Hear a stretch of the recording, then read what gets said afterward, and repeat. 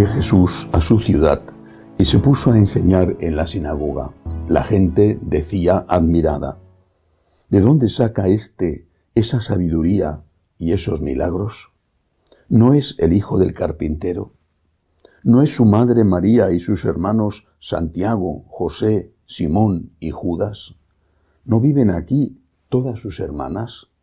Entonces, ¿de dónde saca todo eso? Y desconfiaban de él. Jesús les dijo: solo en su tierra y en su casa desprecian a un profeta. Y no hizo allí muchos milagros porque les faltaba fe. Palabra del Señor. Gloria a ti, Señor Jesús. Una vez más, y aunque sea de pasada, tengo que decir lo que significa la palabra hermano en este contexto en que es utilizada en el Evangelio de hoy.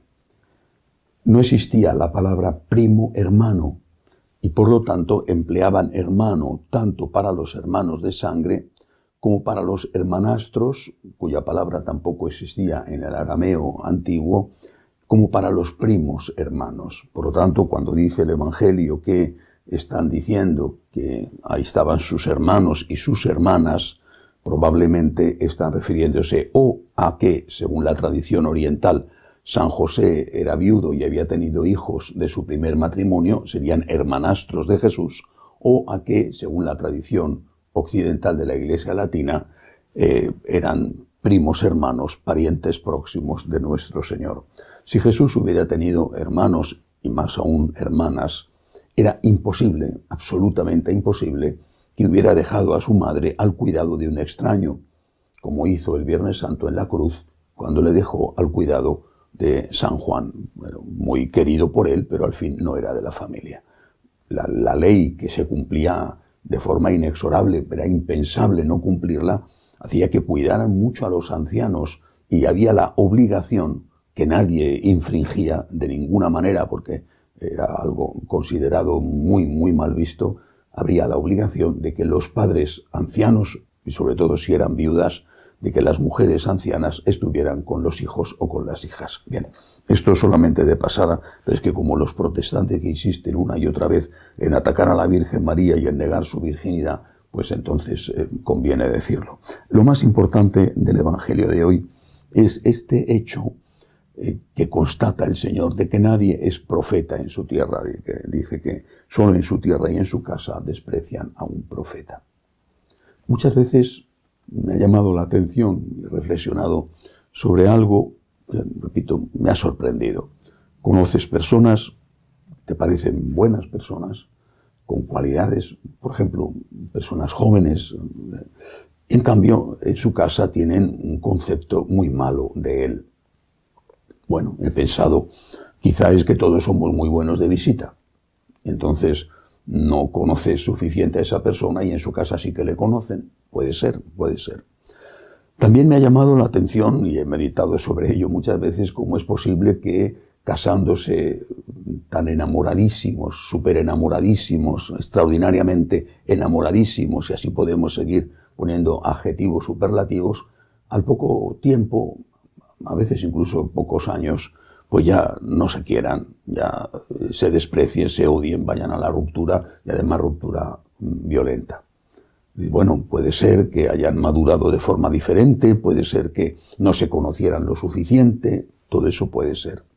Es decir, puede ser que de visita seamos muy buenos o que antes de casarse no hubieran hecho un buen noviazgo. Todo eso puede ser. Pero también puede ser otra cosa. Y esa otra cosa que puede ser es que nos acostumbramos a lo bueno fácilmente.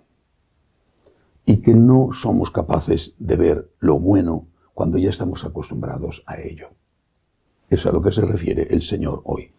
Nadie es bien mirado en su tierra. Es posible que no te fijaras en lo malo antes, como en el caso de esos matrimonios que bueno, no han hecho bien el noviazgo para conocerse como se debe.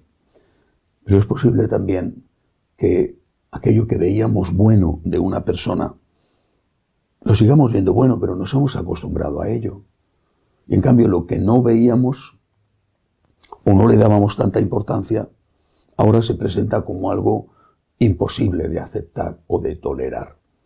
Y eso también, no solamente entre matrimonio, sino también con los hijos. Vemos la parte positiva, sí, pero la consideramos menos importante que la negativa.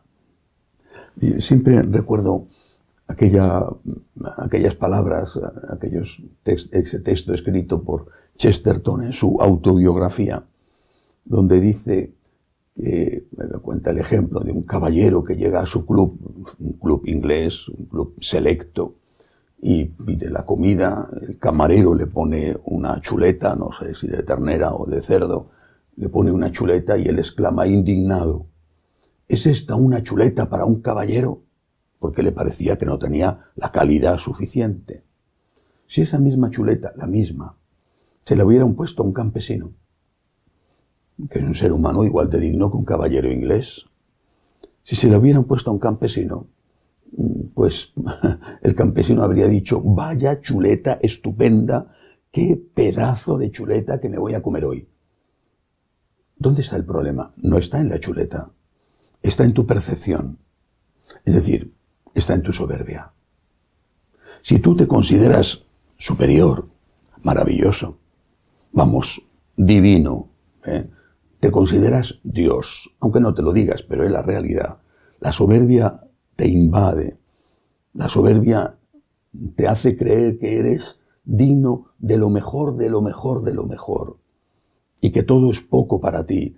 Si tú te consideras así, un ser superior, un ser maravilloso, un ser ante el cual todo el mundo tiene que estar postrado, en fin, etc. Si te consideras así, la chuleta será muy poco para ti. Eres un caballero. Si te das cuenta de que tú también tienes defectos, esa persona que vive contigo, tu hijo, tu marido, tu mujer, pues es una persona que efectivamente podría mejorar. Tú también.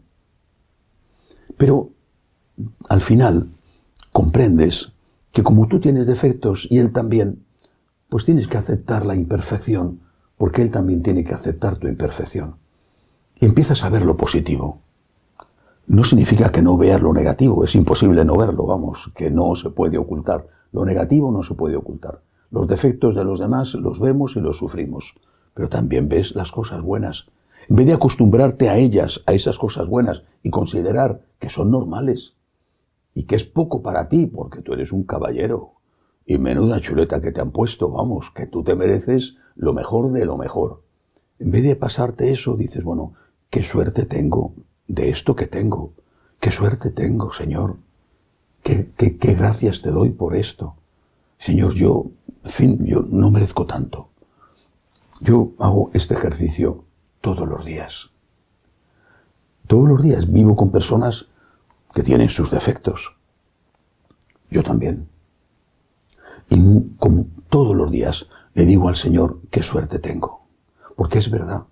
No porque no tengan defectos, que los tienen, y yo también, sino porque me doy cuenta de las cualidades que tienen, de lo bueno que tienen. Y me siento muy, muy afortunado. El problema no está en la chuleta, sino en la soberbia del caballero. Con esto no quiero decir que no haya defectos, y a veces defectos gravísimos, que hacen imposible la convivencia. Pero tenemos que tener mucho cuidado para no acostumbrarnos a lo bueno y estar siempre fijándonos en lo malo. Al contrario, demos gracias a Dios y a esas personas por lo bueno. Claro, intentemos ayudarles a corregir lo malo, pero intentemos también nosotros corregir lo malo que tenemos, sobre todo la soberbia, que es el peor de los pecados. Que así sea.